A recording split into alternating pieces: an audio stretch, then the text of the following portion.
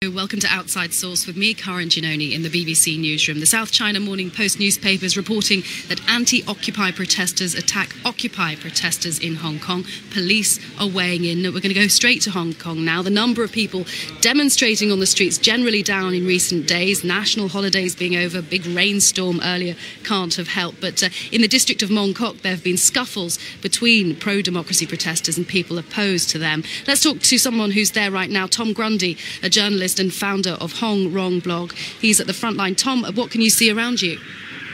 Well, it's quite chaotic scenes at the moment. At around 2:30, hundreds, perhaps thousands of anti-Occupy Central people descended into the area and started ripping up tents and stalls, removing placard slogans from some of the buses that have been stranded here. About 40 minutes ago, those buses were removed. Police periodically are losing control of the situation. I can only see a few dozen, and thousands of people gathered around. There are still some Occupy Central protesters here who are being separated from everybody else by the police. But at the moment, it's still quite chaotic. Tom, you said hundreds, if not thousands, of anti-Occupy protesters, did you? Well, yes, in all directions I can see at least.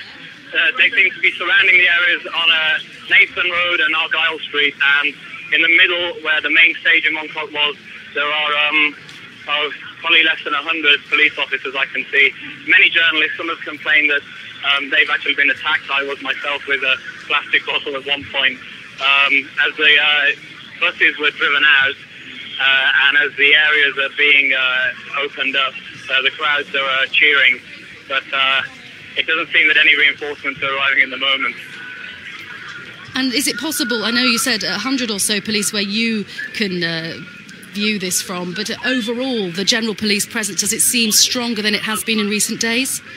It's extremely low. If I do a 360 now, I can just see a few dozen, and there is no sign of any tear gas or the bullets. I mean, these are actually violent scenes, quite in contrast to the rest of the week. There has also been some scuffles and a similar situation in Causeway Bay, where that Occupy Central camp has been dismantled now.